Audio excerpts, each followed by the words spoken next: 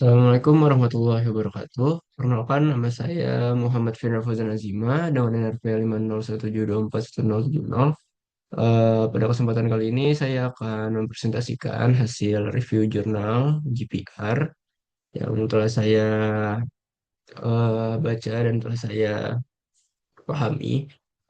Di sini saya mereview jurnal yang berjudul Subsurface Void Detection Under Road Surface Using GPR. Di dalam jurnal ini eh, mempunyai study case di daerah Bangkok Metropolitan Area di Thailand. Fokus utama dari paper ini itu bagaimana metode GPR digunakan untuk mendeteksi void atau rongga kosong di bawah permukaan jalan. Nah, oke, next. Selanjutnya kita membahas paper informationnya di sini. Di sini paper informationnya itu terdapat eh, judul yang berjudul Subsurface Flood Detection Under the Road Surface Using GPR dengan penulisnya itu Titi McCorn dengan rekan-rekannya. Terus diterbitkan pada tahun 2016 eh,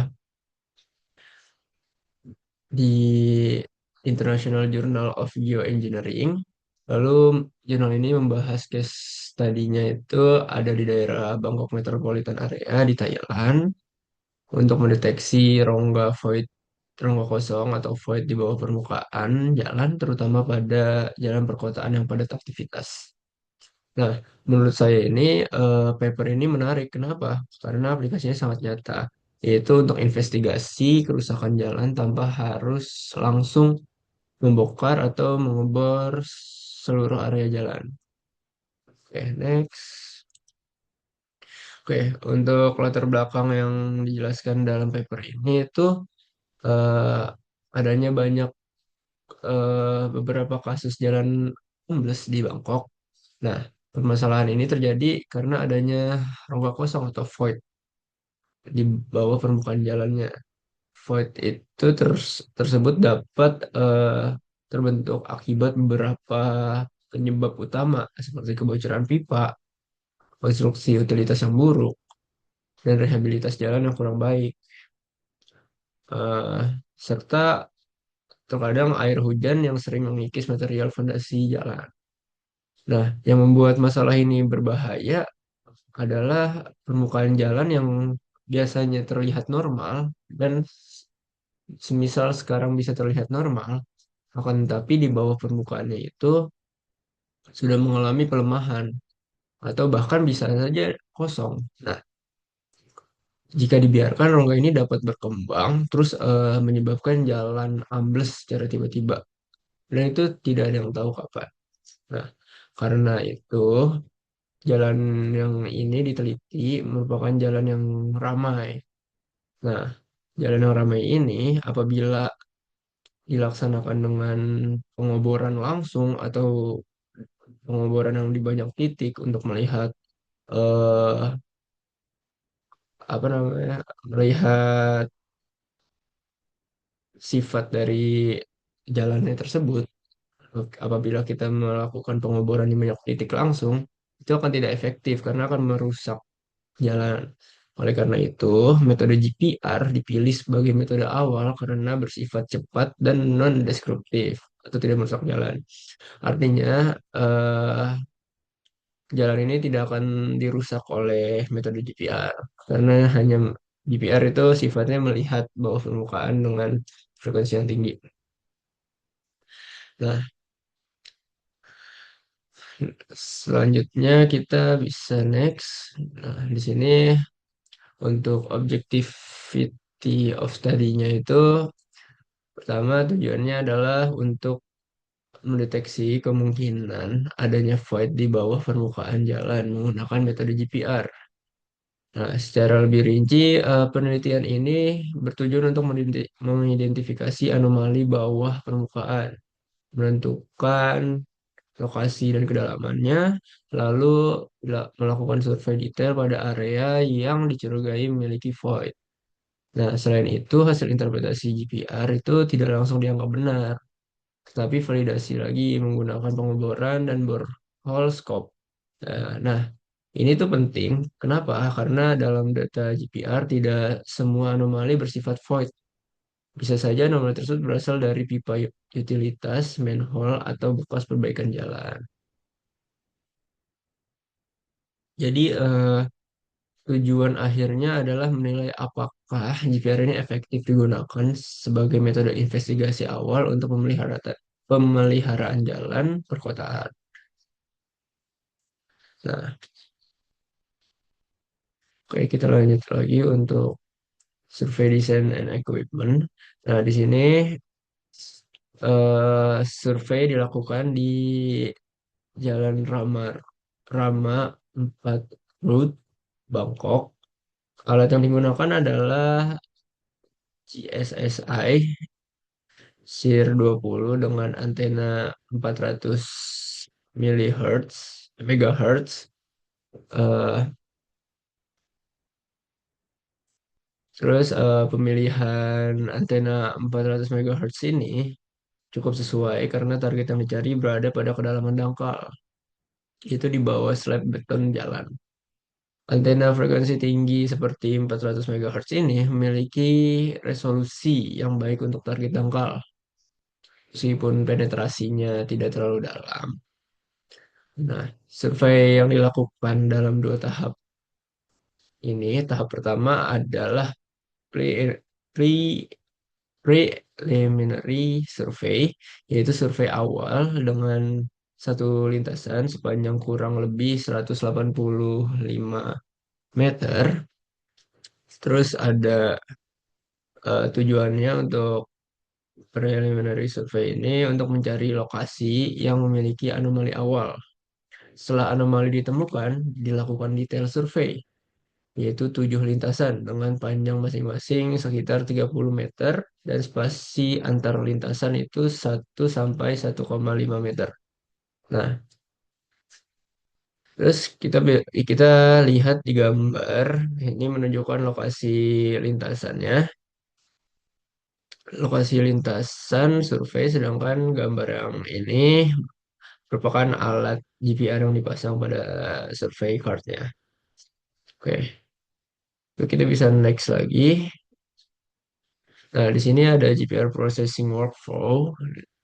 Nah, slide ini menunjukkan alur kerja penelitian dari awal sampai akhir. Pertama, penelitian itu dimulai dari masalah jalan amblesnya. Nah, di mana jalan amblesnya itu ada di mana problem jalan amblesnya. Setelah itu, kita menentukan tujuan kita, yaitu tujuannya apa? Deteksi void. Berarti deteksi rongga yang kosong di bawah permukaan jalan. Nah, kemudian dilakukanlah akuisisi data GPR dengan 400 MHz ini. Terus setelah diperoleh dari play anomaly survey ini, terus anomali itu terdeteksi, kita langsung lakukan lagi detail survei dengan 7 lintasan itu. Nah, setelah melakukan detail survei, kita lakukan processing. Di dalam processing ini ada empat, ada 5 tahapan, yaitu position correction, one dimensional filtering, background removal, interpretation of radargram, and validation by drilling. Nah, di sini sudah saya tuliskan di sini juga.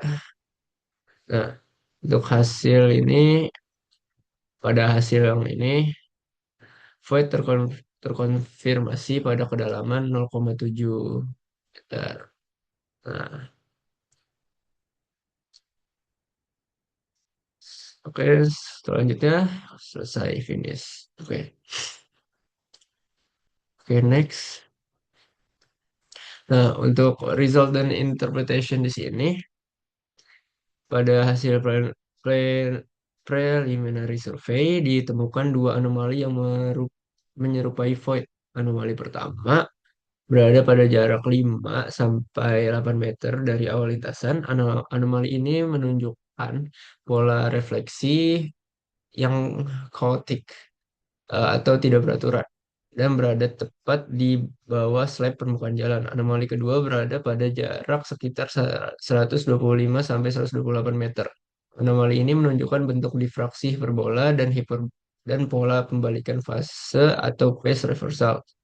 Pola ini dapat menunjukkan adanya kontrasifat elektromagnetik yang kuat, misalnya batas antara beton atau tanah dengan rongga udara.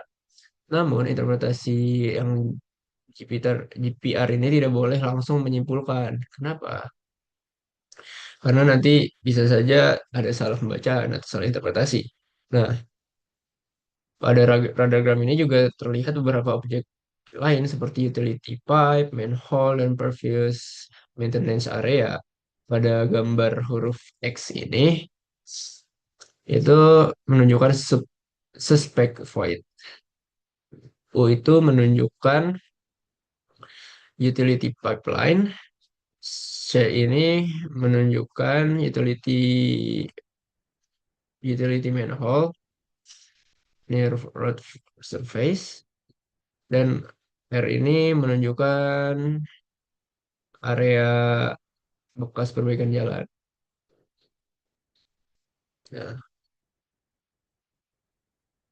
Nah, untuk tanda X itu adalah lokasi yang dicurigai sebagai void, sedangkan U, C, dan R ini merupakan objek lain yang juga menghasilkan anomali pada data GPR.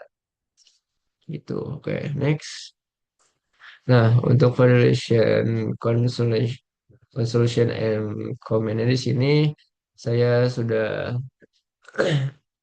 resume dengan seperti ini untuk memastikan eh, anomali tersebut benar-benar void itu. eh, di dalam jurnal ini penelitinya melakukan validasi dengan cara mengebor, drilling, nah, dan borehole scope. Hasilnya menunjukkan bahwa salah satu anomali memang merupakan void yang berbeda tepat di bawah slat beton jalan.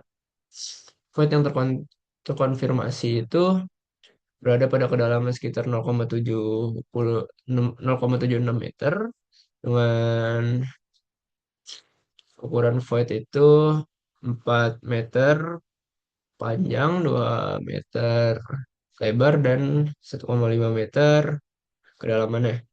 Hasil ini menunjukkan bahwa GPR berhasil digunakan untuk mendeteksi void bawah jalan dengan non-deskriptif. Namun, kesimpulan pentingnya adalah GPR tidak sepenuhnya menggantikan pengeboran atau core sample. GPR ini lebih tepat digunakan sebagai metode investigasi awal untuk mempersempit area yang perlu divalidasi. Dengan begitu, jumlah titik bor itu bisa dikurangi.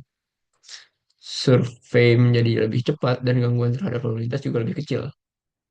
Menurut saya, paper yang saya review ini eh, aplikasinya sangat nyata tentunya, dan workflow-nya juga mudah dipahami nih. Tetapi kurangnya paper ini tuh belum menjelaskan parameter processing yang secara detail gitu. Misalnya seperti jenis filter dan analisis kecepatan untuk konversi waktu kedalamannya. Nah, ya mungkin ini review paper yang saya bisa jelaskan. Di sini merupakan daftar pustaka yang saya gunakan. Oke, sekian dari saya. Maaf apabila saya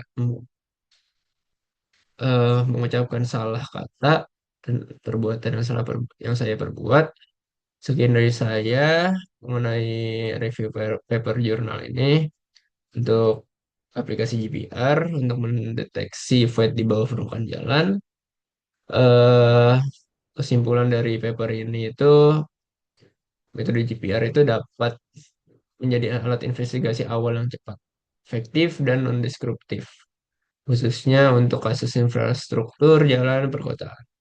Namun, interpretasi GPR tetap harus divalidasi karena anomali pada radiogram bisa saja berasal dari berbagai objek bawah permukaan.